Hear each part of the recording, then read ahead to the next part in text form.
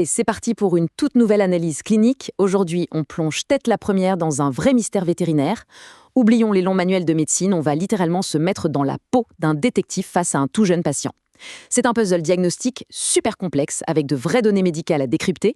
Alors, on y va, on analyse les preuves étape par étape. Bon, regardons un peu les faits. Notre point de départ, c'est ce patient avec un gonflement bilatéral super impressionnant sur les pattes avant. Remarquons un peu la forme du truc. C'est prononcé, c'est symétrique et c'est situé pile poil sur ce qu'on appelle les carpes. En gros, c'est l'équivalent de nos genoux, mais sur les membres antérieurs du cheval. Et là, soyons clairs, c'est pas juste une petite égratignure ou une inflammation banale de tous les jours. C'est une grosse déformation visuelle qui fait tout de suite sonner l'alarme concernant la mobilité future de l'animal.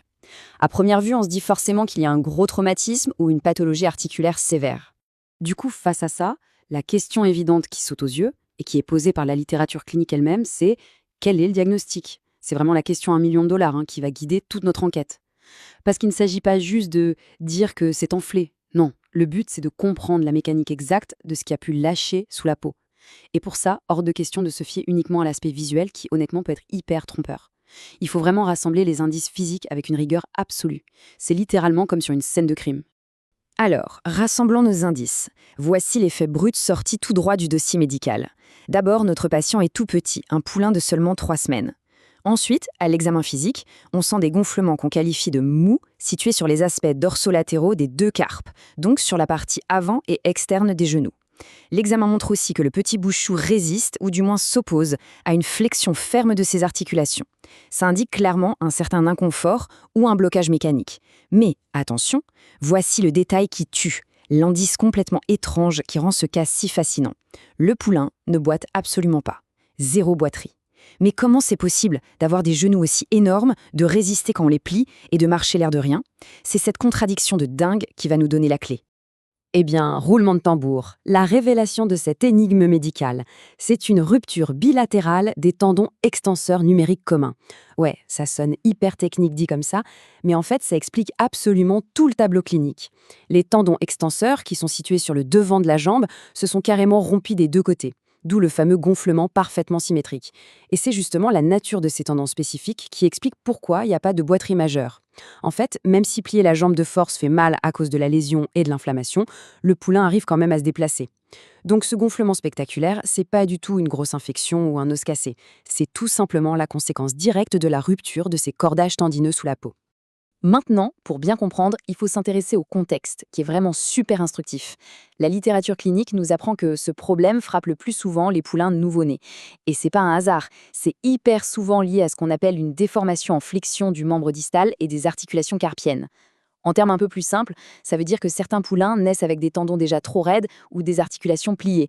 Du coup, ça met une pression folle, une tension énorme sur ces pauvres tendons extenseurs. Et bam, la rupture peut toucher une seule patte, ou comme ici, les 2 en même temps. Le gros risque mécanique après ça, c'est que ces jeunes chevaux se mettent à boulter. En gros, leur articulation bascule vers l'avant parce qu'ils n'ont plus le support du tendon pour maintenir la patte bien droite. Sur le terrain, pour être absolument certain du diagnostic, le vétérinaire ne peut pas juste regarder, il doit vraiment utiliser ses mains. Tout le truc de l'examen physique, c'est d'évaluer l'équilibre entre la poche de liquide synovial et la possibilité de palper les extrémités des tendons qui ont craqué. Quand un tendon lâche, le corps réagit en produisant du liquide synovial qui s'accumule. C'est ce qui crée ces fameuses grosses poches molles qu'on a vues au début. Mais, et c'est là que ça devient intéressant, selon la quantité de liquide accumulé, le vétérinaire peut parfois littéralement sentir sous ses doigts les bouts rompus du tendon. C'est une preuve physique directe de la déchirure, parfois bien cachée par tout ce fluide, ou au contraire hyper évidente au toucher. Alors, on pourrait se dire, avec une double rupture tendineuse, on part direct au bloc opératoire pour une chirurgie d'urgence super lourde, non ? Eh bien, pas du tout. Et c'est là que la nature est fascinante. Le protocole de traitement est radicalement différent et basé sur la patience. Le traitement classique de référence, c'est juste de garder l'animal confiné en box pendant 2 à 4 semaines. Tout simplement. Pourquoi ? Parce que pendant cette période de repos forcé, le corps va littéralement faire sa propre magie. Le tendon va guérir grâce à un processus naturel de cicatrisation qu'on appelle la fibrose. Par contre, il faut clairement s'armer de patience sur le long terme. Le gonflement énorme des gaines tendineuses ne va pas disparaître par enchantement en 3 jours. Ça peut prendre plusieurs mois pour dégonfler complètement, même si, à l'intérieur, la réparation structurelle est déjà en bonne voie. Le vrai mot d'ordre ici, c'est d'éviter d'en faire trop. La surintervention est à proscrire. Le confinement en box, c'est vraiment l'approche standard en or.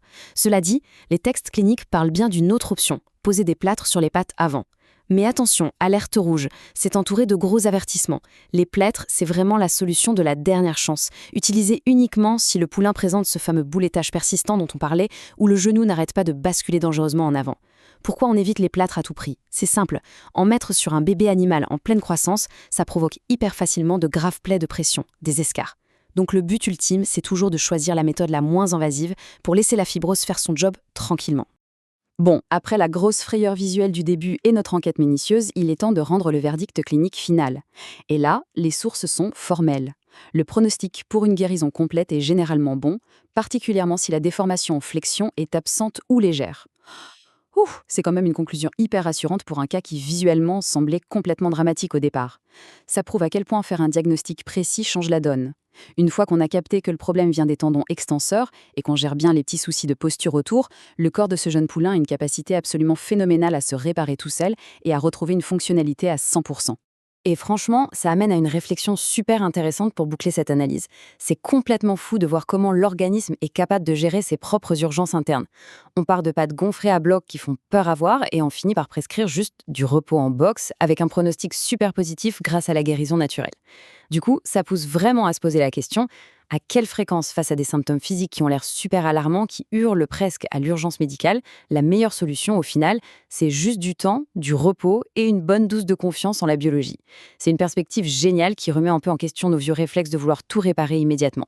Et ça mérite vraiment d'y réfléchir la prochaine fois qu'on panique face à un bobo.